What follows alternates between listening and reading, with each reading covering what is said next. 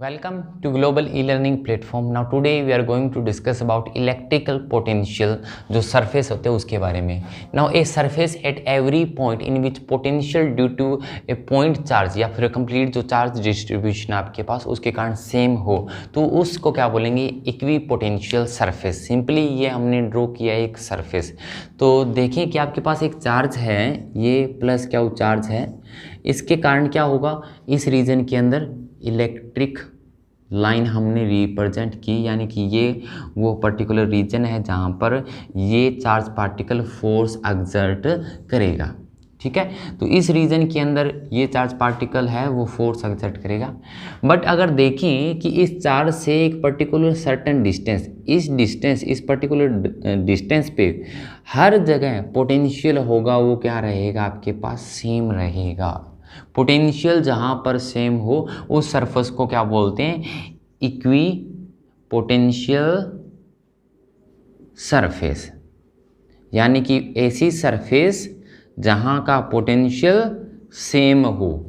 तो ये आपके पास जो कंप्लीट सरफेस बनी, तो यानी कि अगर एक आपके पास एक ही चार्ज पार्टिकल है, तो उसके चारों ओर जो रीजन है उसके अंदर, जैसे कि ये रीजन हमने ड्रॉ किया, इस सरफेस पे क्या होगा पोटेंशियल होगा वो क्या रहेगा आपके पास सेम रहेगा.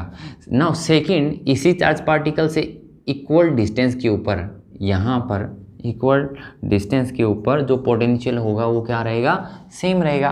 तो ये अनदर इक्विपोटेंशियल सरफेस है. यानी कि आपके पास इक्विपोटेंशियल सरफेस है ना, वो बहुत ज़्यादा हो सकती है.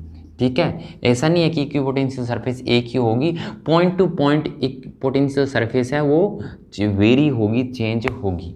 ठीक है ना. अगर देखें कि जो वर्क डन है वो इस पोटेंशियल इक्विपोटेंशियल सरफेस पे कितना होगा जीरो, यानी कि वर्क डन कितना है आपके पास जीरो, क्योंकि पोटेंशियल है वो क्या रहेगा आपके पास सेम रहेगा.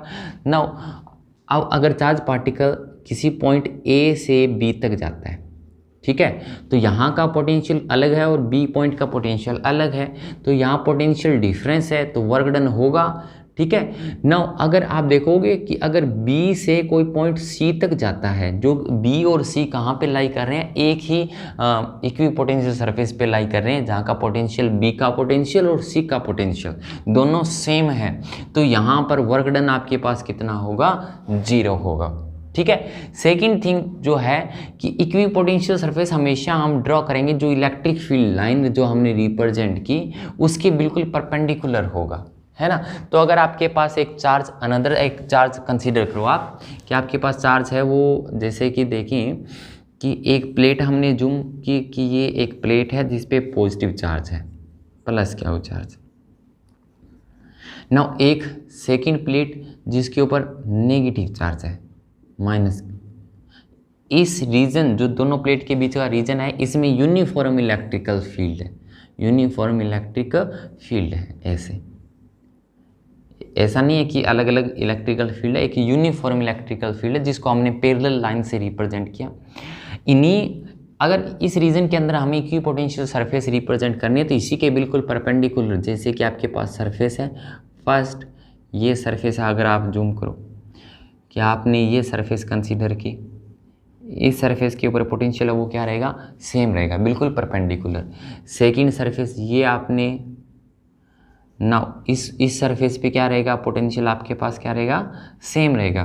कि चार्ज पार्टिकल ए से बी तक जाए तो यहाँ पर कोई वर्क डन नहीं होगा, अगर बी से सी तक जाए तो वर्क डन होगा, है ना. कि एक अगर चार्ज पार्टिकल एक पोटेंशियल सरफेस से दूसरी पोटेंशियल सरफेस इक्विपोटेंशियल सरफेस पे जाता है तो वहाँ पे तो वर्क होगा, बट सेम इक्विपोटेंशियल सरफेस पे अगर चार्ज पार्टिकल कैसे ही मूव करे वर्क डन क्या रहेगा आपके पास जीरो रहेगा. ठीक है. तो सेकेंड थिंग्स ये है कि इक्विपोटेंशियल सरफेस की वहाँ पर इलेक्ट्रिक फील्ड कितना की यूनिफॉर्म है या नॉन यूनिफॉर्म है, या फिर स्ट्रेंथ क्या इलेक्ट्रिकल फील्ड की उसको भी रिप्रेजेंट करता है, और जो कि बिल्कुल क्या होगा परपेंडिकुलर टू इलेक्ट्रिकल लाइन, जिसके परपेंडिकुलर हम इसको रिप्रेजेंट करेंगे. इक्विपोटेंशियल सरफेस की अलग अलग शेप हो सकती है, जैसे कि अगर आप हमने लिया कि एक पॉजिटिव चार्ज है एक नेगेटिव चार्ज है, इसके अंदर इलेक्ट्रिक फील्ड लाइन कैसे रिप्रेजेंट होगी पॉजिटिव टू नेगेटिव, ऐसे इलेक्ट्रिकल फील्ड लाइंस ये आपके पास इलेक्ट्रिकल फील्ड लाइंस। ठीक है, ये यूनिफॉर्म इलेक्ट्रिक फील्ड तो नहीं है, पॉजिटिव टू नेगेटिव, ये यूनिफॉर्म इलेक्ट्रिकल फील्ड नहीं है, क्योंकि अगर पैरेलल लाइन होती तो हम उसको रिप्रेजेंट कर दे कि ये यूनिफॉर्म इलेक्ट्रिक फील्ड है। इस रीजन के अंदर इलेक्ट्रिक फील्ड है वो यूनिफॉर्म है। फिर इस रीजन के अंदर, फिर यहाँ पर, तो ये सरफेस होगी वो कैसी होगी, इक्विपोटेंशियल सरफेस। ठीक है, अलग अलग शेप की। ठीक है, तो यहाँ पर अगर वर्क डन होगा तो वो कितना होगा, 0 होगा। तो ये है हमारा कंसेप्ट इक्विपोटेंशियल सरफेस का।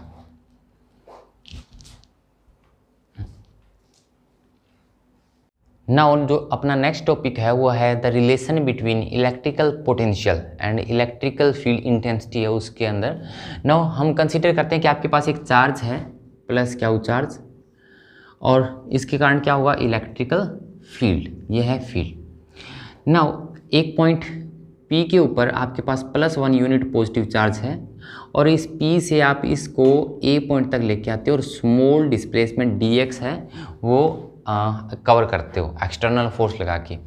नाउ इलेक्ट्रिकल जो इलेक्ट्रोस्टैटिक फोर्स है वो किधर लगेगी, बिल्कुल अपोजिट टू डिस्प्लेसमेंट। नाउ जो वर्क डन होगा dw स्मॉल वर्क डन, वो क्या होता है, फोर्स एक्सटर्नल जो हमने लगाई इनटू डिस्प्लेसमेंट dx। ठीक है, नाउ अगर फोर्स एक्सटर्नल है वो नेट किसके इक्वल है, इलेक्ट्रोस्टैटिक के, तो small work done dw which is equal to minus of force of जो इलेक्ट्रोस्टैटिक है इनटू dx। ठीक है, नाउ अगर ये वर्क डन dw जिसको अगर हम रिप्रेजेंट करें कि इलेक्ट्रोस्टैटिक फोर्स है वो कितनी लगी, वो लगी आपके पास 1/4 pi epsilon not source charge क्या हो, टेस्ट चार्ज जो कि 1 है, डिवाइड बाय जो डिस्टेंस कितनी है इससे जो डिस्टेंस है लेट x, इसे डिस्टेंस है वो कितनी है x स्क्वायर या सिंपली r स्क्वायर भी आप कंसीडर करते हो इनटू dx। ये क्या है आपके पास dw की टर्म। ठीक है, ना अगर आप देखोगे इसके साथ क्या है, +1 यूनिट पॉजिटिव चार्ज भी है। ठीक है, अगर आप इस टर्म को देखो तो ये टर्म क्या बनी, इलेक्ट्रिकल फील्ड इंटेंसिटी से आप इसको रिप्रेजेंट कर सकते हो E इंटू dx। ठीक है, अगर वेक्टर टर्म में रिप्रेजेंट करना है वेक्टर टर्म में रिप्रेजेंट आप कर सकते हो। नाउ ये क्या आया, स्मॉल वर्क डन, और अगर आप यहाँ पर पॉजिटिव चार्ज लोगे तो ये पोटेंशियल, अगर इसकी जगह आप क्यू नोड चार्ज पार्टिकल लोगे कि टोटल वर्क डन ये आपके पास आएगा, ये पोटेंशियल एनर्जी होगी। तो अगर इसके साथ एनर्जी की टर्म में बात करें तो क्यू नोड आएगा। अब work done per unit charge divide by Q node जो कि किसके इक्वल होगा, -E vector into dx vector. ठीक है, work done by the charge particle किसकी डेफिनेशन है, पोटेंशियल की, dv की।